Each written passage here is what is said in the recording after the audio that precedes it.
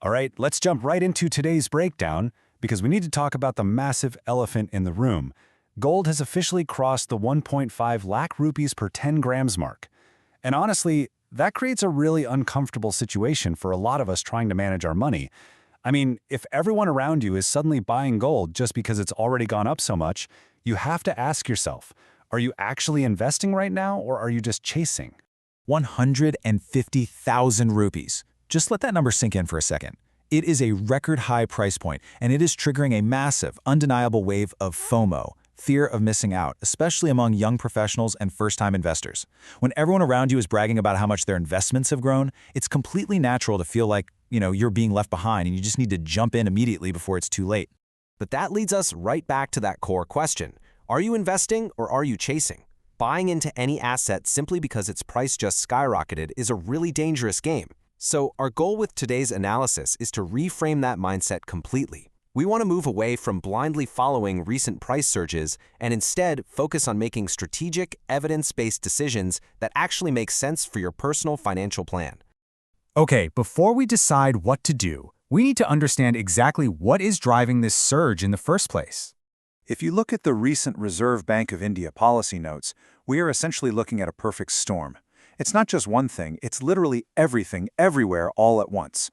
We've got severe global uncertainty, especially with the ongoing conflict in West Asia messing with energy markets.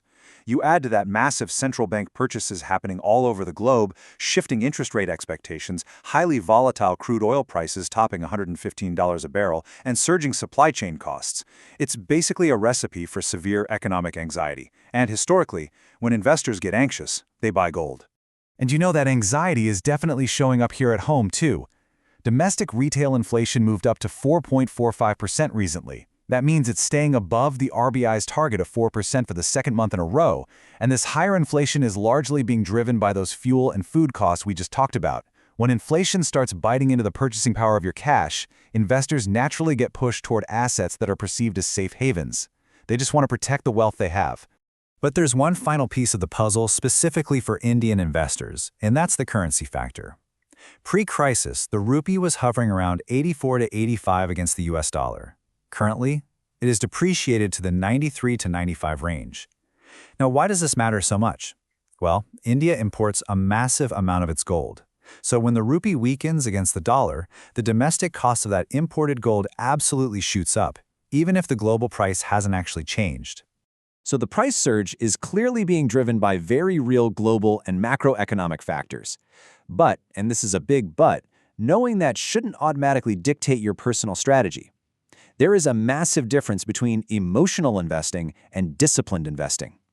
Emotional investing sounds like, man, I wish I had bought gold earlier, so I better buy now before it goes any higher. Disciplined investing, on the other hand, asks, does gold actually make sense for my portfolio today? We absolutely have to evaluate how the asset fits your strategy, not just stare at its recent price tag. Which brings us to a really crucial point. What is the actual job of gold in a portfolio? What is it supposed to do? Let's draw some very clear, hard boundaries here. Gold is fantastic for diversification. It acts as a potential hedge during periods of extreme global uncertainty, exactly like what we are seeing right now, and it has historically been a reliable store of value over centuries. But what it does not do is equally important. Gold does not generate regular income like a dividend-paying stock or a fixed deposit. It absolutely cannot replace your liquid emergency cash fund. It shouldn't replace equity for your long-term growth. And listen closely to this one. Despite recent trends, it does not guarantee returns.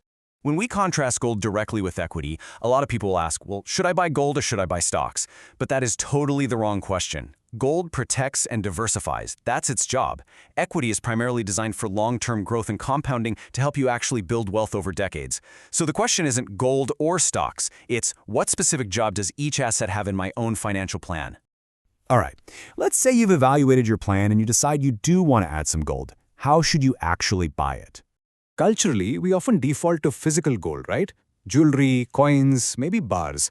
But if your purpose is purely investment, physical gold comes with some serious baggage, high making charges, storage costs, and obvious security risks. On the flip side, we have financial gold. This includes gold ETFs, digital gold, and other regulated routes. With digital options today, you can start fractional accumulation at literally just 10 rupees. Financial gold offers much higher liquidity, virtually zero storage costs, and most importantly, it lets you focus on your actual financial purpose rather than worrying about locking up a physical product in a safe. Now, how much should you actually own? This is where context becomes absolutely everything. A one-size-fits-all approach to gold allocation just fails completely in the real world. Let's look at a few examples. Take a young, salaried professional in their 20s. They have a high risk tolerance and a long time horizon. Their focus should be heavily on growth. That means less gold, more equity.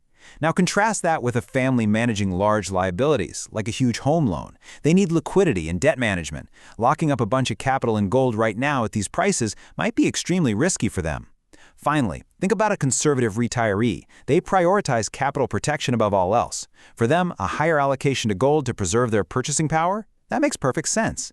So your age, your goals, your existing assets, and your risk tolerance dictate everything.